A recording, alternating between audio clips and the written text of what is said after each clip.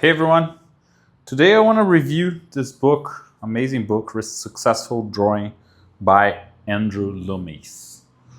It's a very compelling book and a very accessible book in terms of the educational content.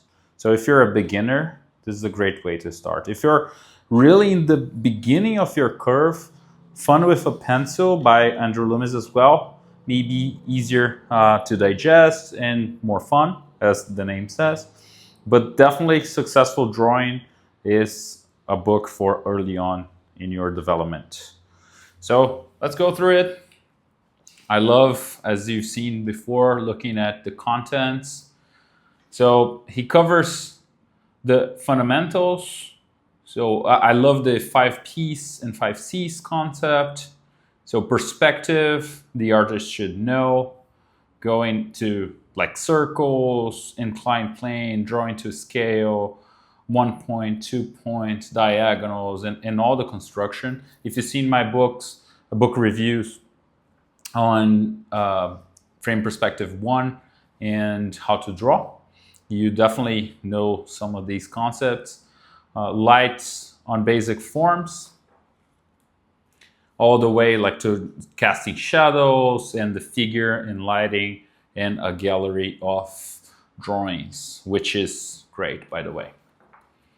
So starting with the fundamentals, the primitive shapes, the circle, the cube, cylinder, cone, pyramid. These are going to be the basis for everything. If you know dynamic sketching approach, popularized by Peter Hahn, you definitely understand a little more of using primitives to combine them into new shapes. And that's exactly what this book is going to cover as well. So the eye level, horizon line, understanding the construction and patterns as well into every drawing that you're going to do. Thumbnail roughs, so starting here and then building your construction. And this is the approach that I said that I love, the 5Ps. So understanding overall proportions in 3 dimensions, placing all those primitive shapes in space. You need to understand that. For that, you're going to need perspective. So relationship with the subject and the viewpoint and the eye level. Surface and the planes, so the direction of each plane and how it's going to get light, and the overall patterns that you use and counterpoints, contrasts, and all of that to build your image. But you also have the 5Cs that starts with conception, that is the idea, the rough indication, the rough thumbnails as we saw here before. Go into construction. This is more of a process, and these are some of the elements that you're going to use. So the process, you go into construction, then you get rid of some of the construction lines and go into contour, so the limits of the form in space. Then you go to the character qualities, the personality, and so on, and make sure all the essentials of like construction, lighting, and patterns are organized into a unit.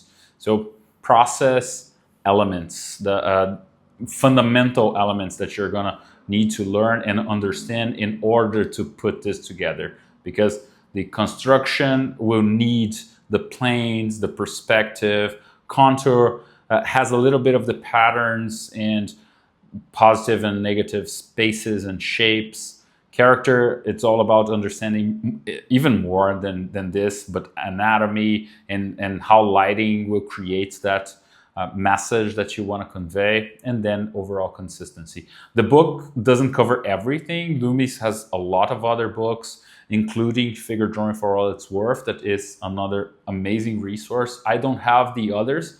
I have the Painter is one that I really want to acquire. If you have more information, please share the ones that you studied in the comments. It will be great to get to know. So learning to see, he is going to talk a lot about construction and perspective, but also focus on how you're seeing things and using your eye to not only construct things, but deconstruct what you're seeing and bring back to the paper as well. Different brush strokes or pencil strokes and lines will create values, will create pattern, everything that you're going to need to convey the planes that we talked before and keep the consistency. So the construction of the basic primitives, cylinders, ellipses, and circles, and all of that, it's all in here. So basic cube, cylinders, as I said before, and all the construction, the circle and the sphere, their relationship, ellipses in perspective and not just like circles, construction of simple objects, grids, and understanding how to build like this checker boxes, getting more complex with your circles and objects, dividing in perspective and duplicating and finding and using the diagonals. A lot of the things that we discussed both on how to draw in frame perspective 1 are here as well. The book is a little dated and not applied to the subject matter that we discussed on both those books, either hard surface, application, and vehicles and so on, or more of storytelling and complex scenes in frame perspective 1. And projection, we saw that on frame perspective 1 as well. Not that useful nowadays. If you do use that for your work, please share, but I haven't seen someone that uses this kind of construction for their work nowadays. If they need this kind of accuracy, they will build something in 3D, even just the plan view, and then put that in perspective and draw over that. But understanding how it conveys, and at least visually understanding, will go a long way into having more of that perception of depth and the convergency and where the horizon line is and so on. The checker box application on interior spaces and how you can build on top of that, as well as the relationship from with the eye level and the figures. This is super important, and Loomis will emphasize a lot. Once you have the checker box and scaling like an interior here, you have everything you need to put it all together. Curves as well. We've seen that on how to draw as well. Complex curves and bringing that from simple projection. Inclined planes, something that you don't see on how to draw that much, but you see on frame perspective 1. I love to like go back and forth between books and understand what's in each one of them. But this is very comprehensive work, and you see that it covers a lot of ground. Inclined planes applied, staircases and people on the staircases to understand the relationship of scale, different inclined planes and tilts in perspective in the horizon line. So this is going to be more of an inclined plane situation. Once again, inclined plane in perspective, the angle of ascension of the airplane, and patterns here as well. Simple patterns that help build the readability of this image. Scales on a simple way, the projection of those scales. We've seen a lot of these applications of figures in perspective. I love these. We saw these in the book Perspective Made Easy, as well as How to Draw, and Frame Perspective 1 as well. Some of like do's and don'ts. This is the wrong way to do it, because they are too small for the house. If you see the person next to the wall of the house, it's not even the size of the window. So be careful with that. And this one is larger than the door itself. So be really careful with all of this. People on inclined planes and slopes, you have a lot of examples. Almost feels like Eric Olson's course on New Masters Academy. He has lots and lots of examples. If you saw my my video on my process of learning perspective. There's a lot of that in there. And this book will teach everything you need. It's not a step-by-step thing, but all the concepts are here. So lighting on basic form, the construction of Terminator and cast shadows and circles in perspective and projecting and casting shadows from objects and applying that. And Marcos Matteo Mestri on frame perspective 2 talks about this and uses that into a context of storytelling as well, and different like complex shapes.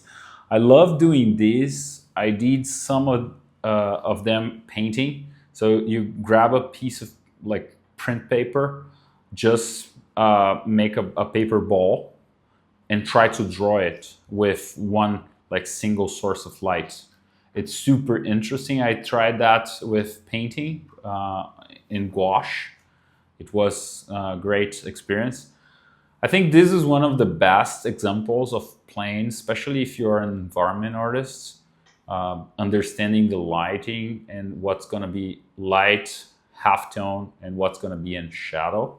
And having that separation goes a long way. And the patterns that creates, it's beautiful in this image. You can use the same approach to drapery and different planes.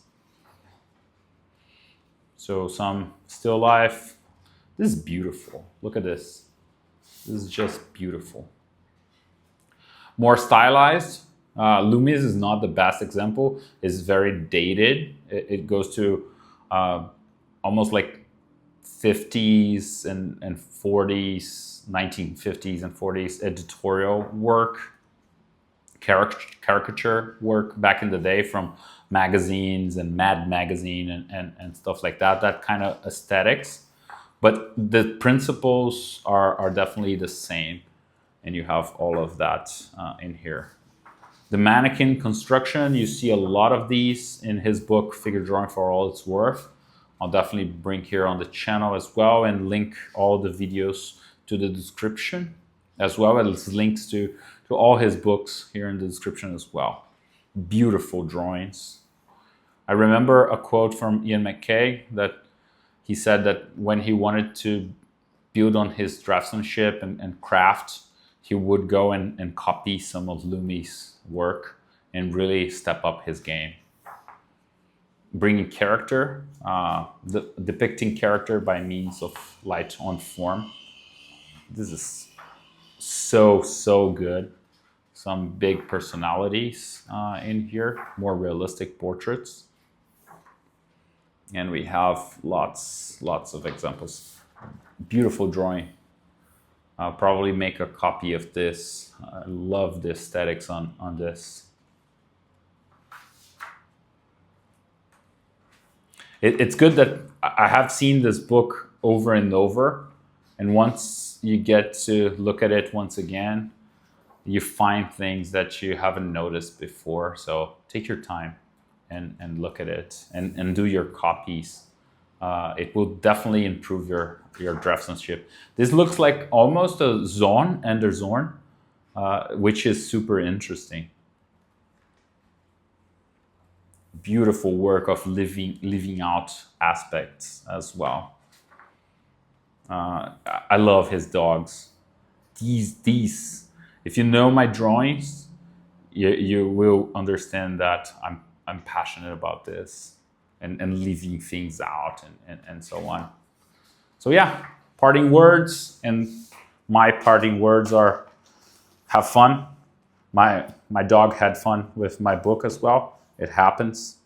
Have fun, study the book, great studies, have a great day, and I hope to catch up soon on other videos. Bye.